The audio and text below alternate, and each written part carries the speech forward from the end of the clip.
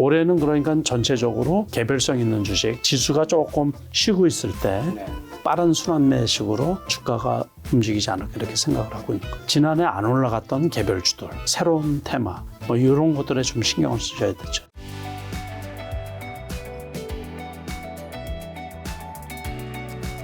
대표님은 지금 어떤 섹터, 어떤 종목들 좋아하고 계시죠? 좀 관심 있게 보초병 세우고 하는 쪽은? 그러면?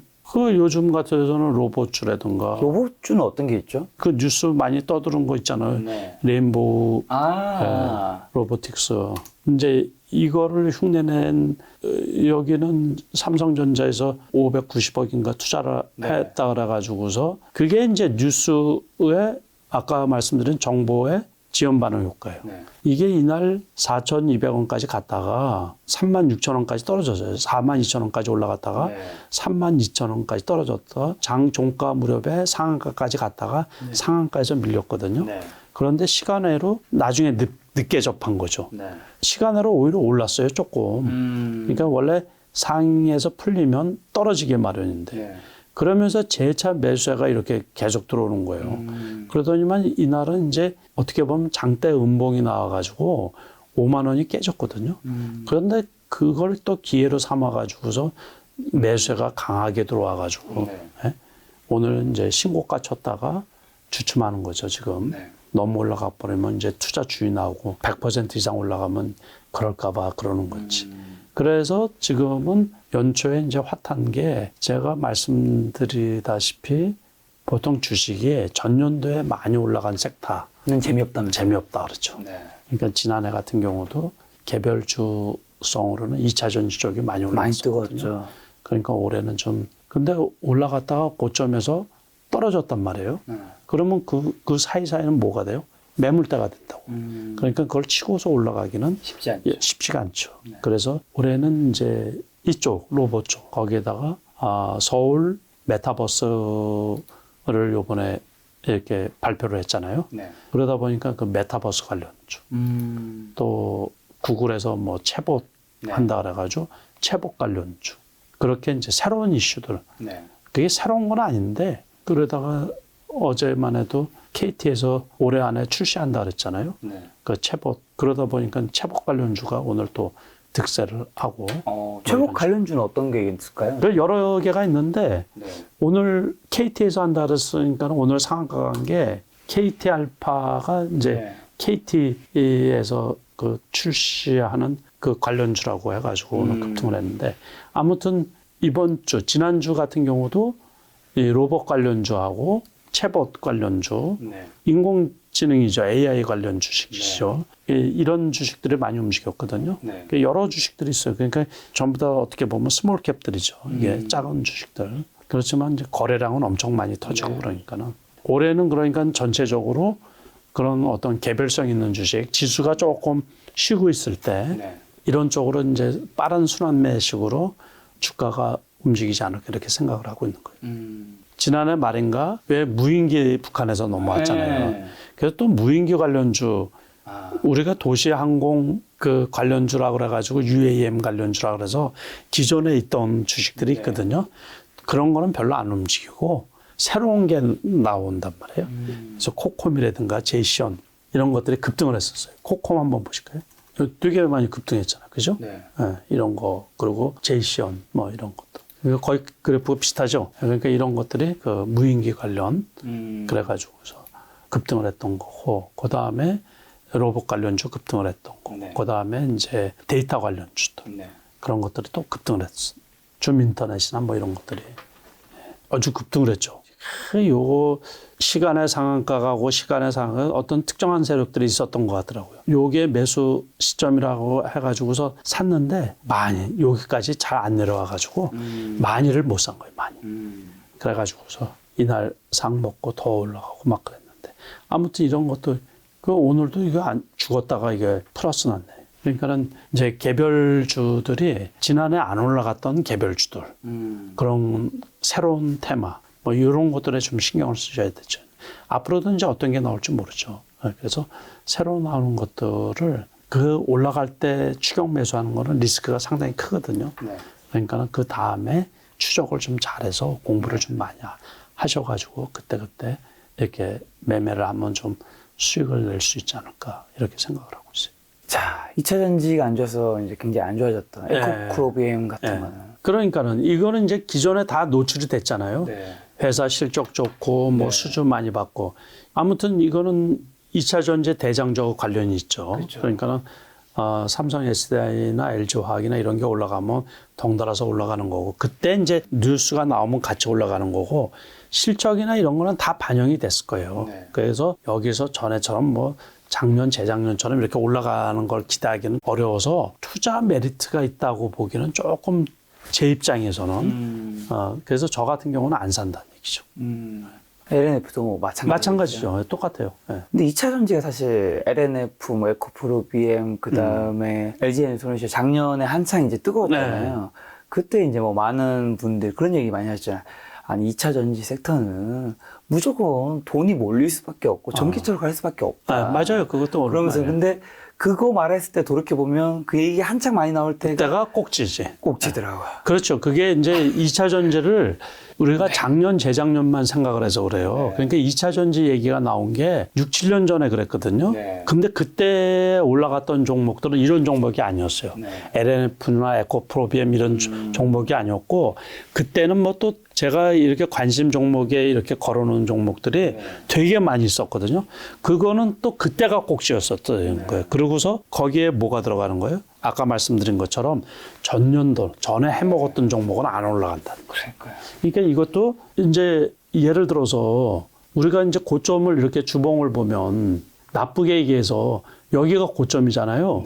그러면 여기에서 이만큼 떨어졌잖아요. 그럼 켜겹이 뭐가 있어요? 매물대가 있는 거예요. 그래서 회사 실적이 좋고 그래가지고 급락은 안 하겠지만은 올라가려고 그러면 힘들다는 얘기죠.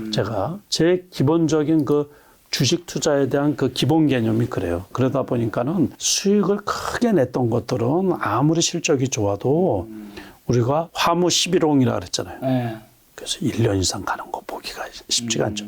물론 가끔 보면은 진짜 그 수년에 걸쳐서 상승하는 종목도 없는 건 아니거든요. 그래서 작년 같은 경우 1년 내내 올라갔던 거, 뭐 다우데이터라든가 삼천리 같은 거 주가가 많이 올라갔죠. 이번에도 세방이라든가 다우데이터 한번 볼까요? 다우데이터 또 삼천리 이런 것처럼 이게 지난해 내내 올라갔던 거죠. 이런 종목들이 있긴 있어요. 그렇지만 이런 것들의 이제 공통점은 거래량이 크게 많지 않은 주식들. 물론 기업이 좋아서 그런 것도 있고 어떻게 보면 이제 작은 중견 그룹 회사의 지주회사 격인 그런 역할을 하는 기업들도 있는데 투자자들이 이제 이런 걸 찾으려고 노력은 해야지 되겠죠. 그렇지만 그 기관이나 이런 데서 많이 갖고 있는 그런 주식들은 다 노출이 돼서 정고점을 뚫고 올라가기가 어렵지 않을까 이렇게 이제 제가 보고 있는 거예요. 그래서 올해도 이런 종목들이 나오겠죠. 그러니까 이런 종목들이 어떤 종목이 있을까. 저도 지금부터 계속 살펴보고는 있거든요.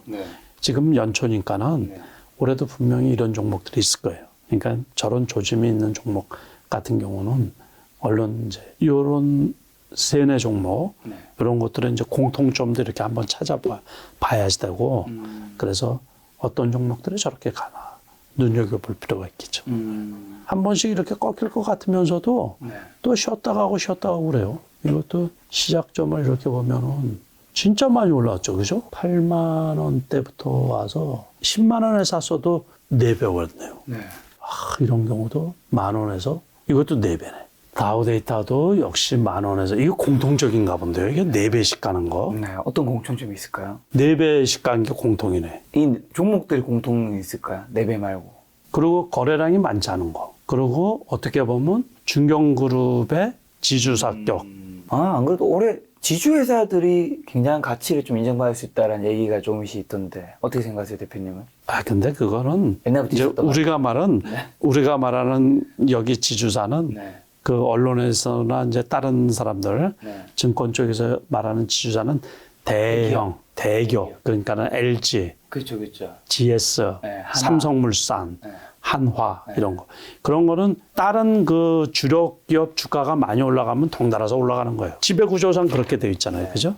그래서 현대 차 그룹에서는 현대모비스가 일단은 탑이죠. 네. 그런데 그게 현대차, 기아차 주가가 많이 올라가면 현대모비스가 많이 올라갈 거고 이제 우리가 그런 것도 좀 생각해 봐야죠. 아까 전에 이제 대표님 말씀 중에 하무 11호 이제 아까 전에 그 얘기하시면서 하신 거는 1년 이상 가는 게 잘 없었다 이런 얘기 하시는데 생각해 보면 그런 일이 왜 벌어진지 좀 궁금해서 그런 건데 예를 들면 작년에 2차전지가 좋았으면 올해는 또 딴 데 넘어가고 이런 거는 거기서 돈을 버신 분들이 이제 수익을 실현하고 난다면 그렇죠. 또 다른 데 어디로 가야 될까? 그렇죠. 그렇게 하다 보니까 이제 되는 건가요? 그렇죠. 그게 돈의 속성이고 네. 그것도 하나가 있고 산업의 순환 사이클, 산업 사이클이 되게 빨라진 거예요. 네. 그게 과거에는 산업 사이클이 10년이라 그랬거든요. 네. 5년 전, 10년 전에는 얼마라 그랬냐면 5년이라 그랬어요. 산업 사이클이. 그러다가 한 5년 전쯤인가는 2년이라 그랬어요. 2년. 네. 근데 제가 보기에는 지금은 더 빠르죠. 더 빨라. 네. 그래서 얼마 전에 그 이제 지인들 그 모임이 있어서 제가 판교를 가봤는데 코로나 다음에 처음 간 것 같아요. 한 2, 3년 만에 가서 봤더니 너무 달라졌더라고요. 너무 달라지고 분위기도 달라지고 그 짧은 사이에 그렇게 바뀌는 것처럼 경제 사이클도 그렇게 빨리 바뀌잖아요. 그러니까는 주가도 역시 그렇게 빨리 바뀐다는 얘기예요. 주도주도 바뀌고 돈 버는 기업들도 바뀌고 이렇게 빨리빨리 바뀌는 거죠. 그러다 보니까는 주가가 지속적으로 올라가는 아까 말씀드린 그런 기업들 찾기가 어떻게 보면 되게 어렵죠. 근데 그리고 돈에 대한 그 돈의 속성, 투자자들이 돈에 대한 속성도 있고 그러니까 되는 쪽에 돈이 몰리잖아요. 되는 쪽에. 돈이라는 게 또 돈을 갖고 있는 분들도 그거에 아주 민감하잖아요. 그러니까는 다음에 수익을 실현하고서 다음에는 또 어디가 잘 될까. 그러다 보니까 그쪽에 이제 돈이 쏠리니까 주가가 올라가고. 그래서 제가 이 화무 11호이라는 말을 2014년도인가 제가 삼성증권 실전 투자대회에서 1등을 했는데 그때 제가 인터뷰하면서 한 말이에요. 그랬더니 기자분이 그거를 썼더라고요. 화무 11호. 우리나라 주가는 그래서 수익이 나면 무조건 수익을 실현시키라 이제 그 얘기를 했던 기억이 나서 오늘 말씀을 드렸네요. 한 가지 아주 기초적인 질문일 수 있는데 궁금한 게 사실 기업이 실적이 발표된다 해서 기업이 주가가 오르는 건 아니잖아요. 꼭. 그렇죠. 언젠가는 뭐 강아지의 산책이로 앙들 코스에 말한 것처럼 일진하겠지만 그냥 오르는 거는 아니고 어쨌든 사람들이 그 주식을 사줘야 주식이 오르는 거잖아요. 그렇죠. 당연하죠. 이제 그것들은 사람들이 주식을 사주게 하는 데는 보통 제가 봤을 때 크게 세 가지가 예를 들면 차트가 굉장히 거래량이 터진다든가 양봉이 나온다든가 입봉이 나오면 관심이 갈 것이고 실적이 잘 나오면 관심이 갈 것이고 사람들이 좋은 뭐 이슈라 할까요? 호재라 할까요? 뉴스 정보를 받았을 때 관심이 갈 것이고 그 관심이 어떻게 보면 주가의 뭔가 바로미터가 되는 것 같다는 느낌도 드는데 맞는지랑 그 다음에는 그 관심을 뭐 어떻게 판단해야 이 주식의 뭔가 매매를 매도와 매수를 결정 지을 수 있지 않을까. 결국에 사람들이 투자 심리랑 연결되는 것 같은데. 이 주가를 우리가 보면은 이렇게 매매를 보면은 거의 대부분 특히 거래량이 많은 주식은 되게 이렇게 막 움직이잖아요. 그렇죠. 그러면서 주식 가격이 결정이 되잖아요. 그러면 우리가 투자를 하는데 그 기준이라는 게 있잖아요. 그 기준이 뭐냐면 기업 가치란 말이에요.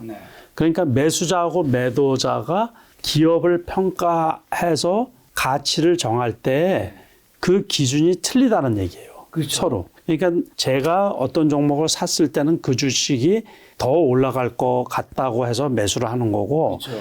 반대로 파시는 분은 이제는 팔아도 되는 가격이라고 해서 그렇죠. 파는 거죠. 그래서 이제 가격이 결정이 되는 거죠. 거기에 이제 외부적인 요건, 다시 말해서 시장 분위기라든가 이런 거에 맞춰가지고 그래서 이제 매도자가 우위에 있으면은 주가가 떨어지는 거고 그렇죠. 매수자가 우위에 있으면 주가가 올라가는 거죠. 그렇게 해서 결정이 되는 거죠. 그러니까 주식 투자하고 가격 결정이라는 게 비효율적인 경우도 상당히 많았어요. 그 비이성적인 거, 합리적이지 않은 거. 그래서 우리가 보통은 합리적인 그 지표, 우리가 믿을 수 있는 건 지표밖에 없잖아요. 그렇죠. 그러니까 기업 실적이나 지표보다 많이 떨어져 있으면 저평가돼 있다 그래서 매수 타이밍으로 잡는 거고 나온 지표, 영업이익이나 실적이라고 우리가 할 수가 있는데 그런 것보다 많이 올라가 있으면 고평가돼 있다 그래서 버블이라 그래가지고 매도 타이밍으로 잡는 거고 그런 거죠. 그러니까 이제 합리적인 투자자, 우리가 이성적인 투자라고 하면은 공포에 의해서 주가가 떨어져 있을 때는 그냥 지표만 보고서 매수를 하는 거죠. 이제. 그러니까 근데 숨겨져 있는 리스크, 기업에 대한 리스크는 우리가 알 수가 없잖아요. 그렇죠. 그러다 보니까 뭐 벼랑간 거래 정지가 된다든가 나쁜 뉴스, 숨겨져 있는 뉴스 이런 게 노출이 되면서 주가가 급락하는 경우는 있는데 그런 경우는 주식 투자에 대한 그게 기본적으로 жил머지고 가야지 되는 리스크이기 때문에 그런 것까지 피해가기는 되게 어렵거든요. 그럴 때는 그냥 재수가 없다 그렇게 생각할 수밖에 없죠. 자, 이 영상이 이제 설 연휴 직전이나 설 연휴 이후에 올라갈 텐데, 이제 대표님께서 설 연휴 이제 기간 동안 또 휴일도 있고 하다 보니까 많은 분들이 설 연휴 때 이후에 증시는 어떻게 될까 고민도 많이 하실 거잖아요. 설 연휴가 지나고 난 다음에 이제 단기적으로 증시는 좀 1월 말, 뭐 그때는 어떻게 보시는지. 제가 보기에 2월 달까지는 조금 소강 상태이지 않을까 싶은 거예요.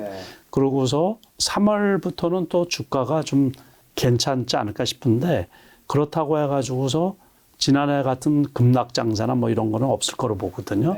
일단은 미국장이 다우 같은 경우는 요번에 안 떨어졌어요. 너무 안 떨어져가지고 오늘 새벽에 끝낸 게 급락을 했는데 미국 나스닥 같은 경우는 제가 보기에 크게 떨어지고 뭐 이럴 일이 거의 없을 것 같아가지고 웬만한 그냥 편안하게 설 연휴는 그냥 지나셔도 될 것 같고 그 다음에도 개별 종목이 이 시장을 조금 이렇게 순환매처럼 빠른 순환매처럼 그때그때 나오는 이슈에 따라서 주가가 개별 종목들이 이제 등락이 심할 것 같은 그런 생각이 들거든요. 그래서 철저하게 개별 종목 투자를 하더라도 높은 가격이 많이 올라간 것들은 피하시고 그 다음에 추적을 해서 좀 공부를 하셔가지고 그게 많이 떨어져 있으면은 좀 매수를 하시고 그런 식으로 이렇게 자금 관리를 하고 시장에 대응을 하면 되지 않을까 싶어요.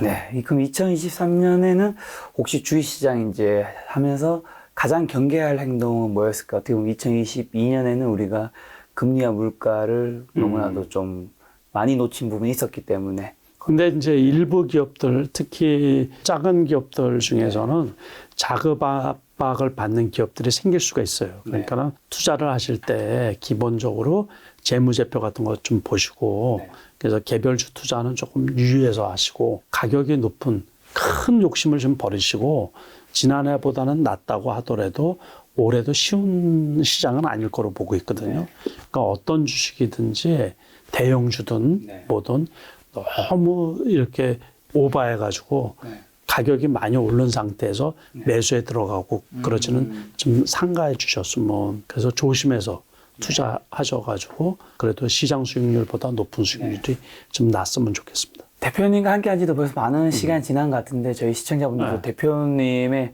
그 따뜻한 목소리 굉장히 많이 사랑해 주시던데 저희 시청자분들한테 설 연휴 인사 마지막으로 한번 가볍게 부탁드립니다. 예, 이런저런 그 어수선한 거 다 잊으시고 즐거운 설 명절 됐으면 좋겠습니다. 감사합니다. 오늘 만나는 손님은 정영철 남석가 대표님이었습니다. 지금까지 여러분 소중한 시간 함께 해주셔서 정말 감사합니다. 오늘도 김 작가였습니다. 고생 많으셨습니다. 예, 고맙습니다.